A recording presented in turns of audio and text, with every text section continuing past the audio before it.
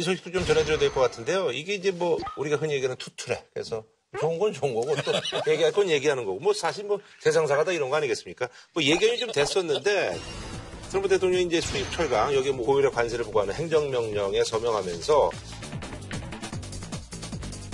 뭐 우리나라도 포함되어 있고요. 미국의 우방들이 많이 포함되어 있는데 또 어떤 날은 또 빠지기도 하고 뭐.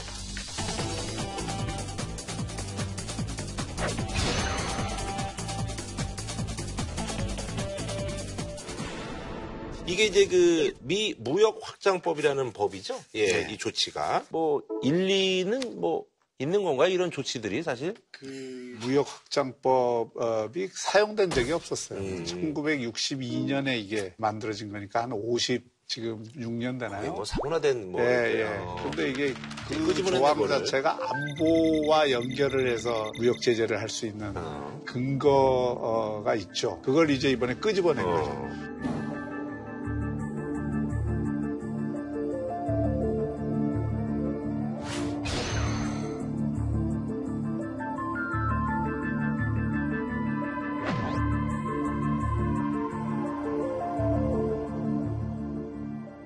중요한 거는 이걸 왜 지금 이 시점에 끄집어냈느냐. 핵심은 뭐냐면 중국에 대한 공격이에요. 이게. 그럼 중국만 규제하면 됐지. 그 연장선상에서 우리나라도 규제되는 게 중국산 철강이 우리나라를 통해서 다 들어간다고.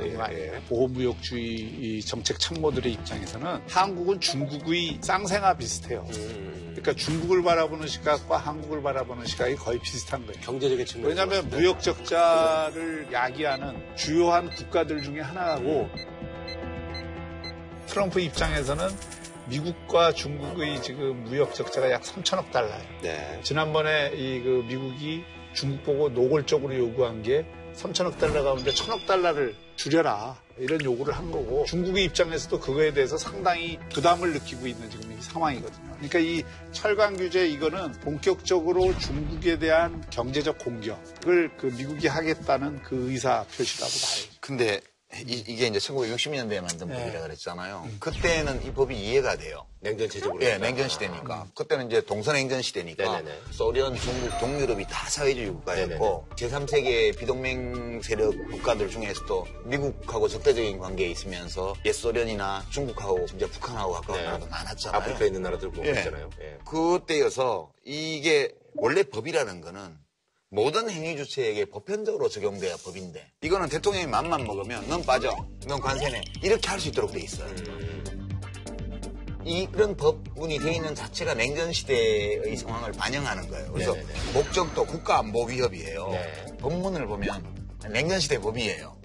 냉전이 끝난 지가 지금 30년이 가까이 오는데 그동안에 잠자고 있었던 거를 지금 끄집어냈는데 이게 이렇게 되면 중국을 견제한다는데 중국은 직접적으로 미국에 수출하는 물량이 전체 철강 수입품의 10위권밖에 안 돼요. 철강만 봤을 중국이 때. 철강만 봤을 때. 그렇기 때문에 이 철강이 단순히 부실이다라는 말씀이신 거죠. 부실이고. 근데 왜 이 철강을 그러면 잡았느냐 하는 것은 물론 철강 산업 근로자들의 지지 그리고 그 지역의 일자리 창출 이런 것도 있죠. 근데 그건 경제 논리성으로는 말이 안 돼요. 이번에 철강 이 규제로 인해서 15만에서 20만 일자리를 잃고 3만에서 5만 정도 일자리를 얻는다는 게 지금 다 그렇게 얘기를 해요. 궁극적으로는 미국이 일자리를 잃는 게 훨씬 많다는 게 합리적인 경제적 결론이에요. 그럼에도 불구하고 왜 미국이 이런 걸 하느냐. 트럼프 입장에서는 80년대 레이건 시대의 보호무역 주의를 통해서 일본을 견제하고 일본을 길들였던 그 경험을 굉장히 중시하고 있는. 그래서 이제 그 플라자 그때 말씀하셨던 그런 플라자 합의를 통해서 그 앵고를 유지하게 만들고.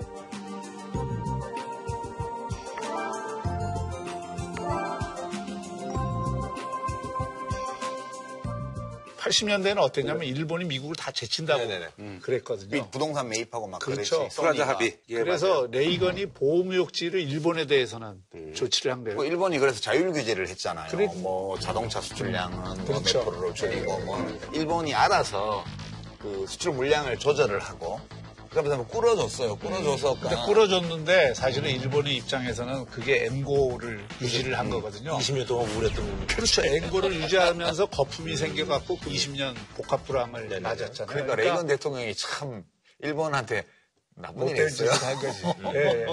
근데 이제 그걸 트럼프는 굉장히 그 높게 평가를 하는 거예요. 그러니까 중국을 지금 견제하지 않으면 미국에도 그 위협이 되고 길들이기가 지금 필요하다고 보는 거죠. 그러니까 미국 내에서 비판이 많은 이유는 네네. 이게 철강 산업들의 요구였단 말이에요, 이게. 그러면 이제 철강 산업을 보호하기 위해서 관세를 물려요. 네네. 그러면 미국으로 들어오는 철강 제품 물량이 줄어들게 되면 그럼 미국 내에서 철강 제품 값이 오르겠죠. 네네. 그러면 철강 산업은 좋아지겠죠. 생산량도 늘려야 되고 노동자도 더 고용해야 되고. 그런데 그 철강 제품을 사용해서 다른 제품을 만드는 후방 연관 산업들은 네네. 자동차부터 시작해서 기계, 건축도 그렇잖아요. 건축에 이르기까지. 여기들은 단가가 다 상승할 거예요. 그러면 경쟁력이 더 떨어질 거 아니에요. 그러면 무역 규제를 해서 수입은 좀 줄었는데 수출은 더 줄어들 거라고. 이렇게 해서 무역 수지에도 악영향이 오고 네네.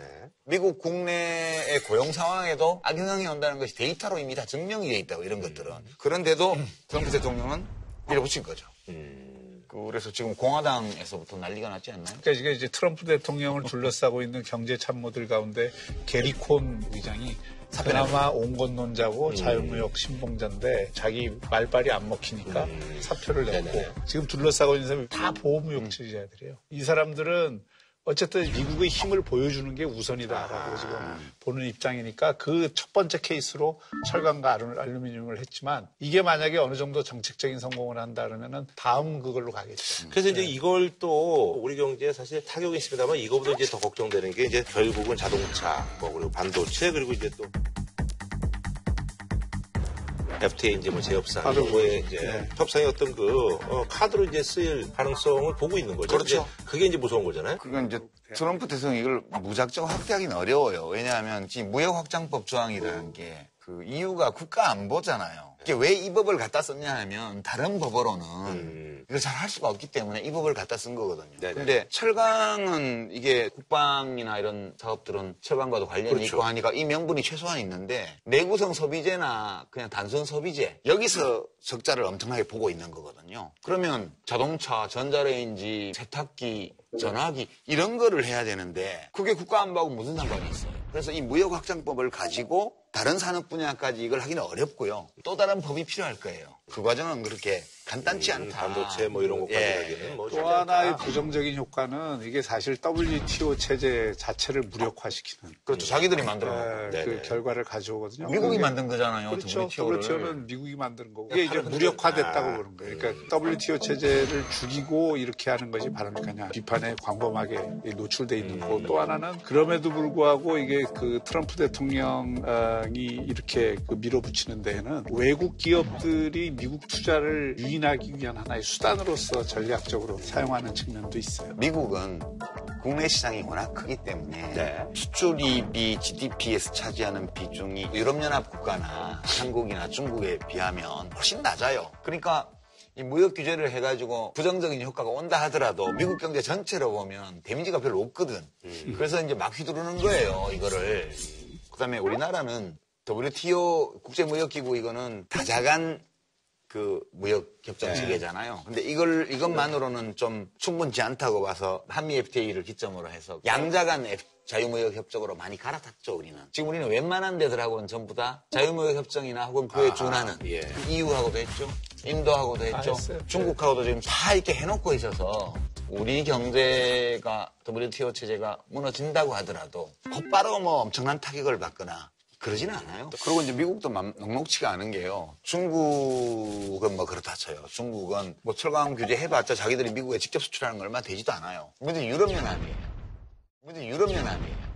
우리는 북한하고 문제가 걸려 있어서 우리 입장에서는 계속 이 한반도 평화체제를 수립하는 문제 때문에 미국 정부하고 좋은 관계를 유지해야 되기 때문에 안팡지게 되들기가 어려워요, 사실 솔직히. 근데 문제는 유럽연합이거든. 유럽연합은 우리가 미국보다 저렇게 보는 게 아니에요. 그 사람들은 저 졸부들, 역사책도 얇고 뭐 문화도 형편없는 것들이 맨날 햄버거나 먹고 말이야. 이런 거 있거든. 그래서 그래? 니들이 그래? 유럽도 철강 산업이 그렇게 세지는 않지만 그래도 우리가 좀 수출하는 거 있는데 이렇게 부당하게 한단 말이야. 가만 있어요. 그러면 미국이 유럽연합에 수출하는 것도 꽤 많거든. 얼마나 아픈지 우리도 한번 맛을 보여줄게. 그래서 유럽연합 차원에서 조이기 시작하면 미국도 힘들어요. 왜냐하면 그렇게 불이익 받는 산업의 기업인들이 가만 안 있는다고 거기도 또. 그래서 이래저래 시끄럽게 생겼어. 시끄럽긴 하지만 무역 전쟁으로는 안 갈 거예요. 네, 알겠습니다. 예, 한 줄 평 좀 부탁드릴까요? 트럼프 대통령께 이게 계속 한 줄 평하게 되는데 고정하시옵소서. 이하동문.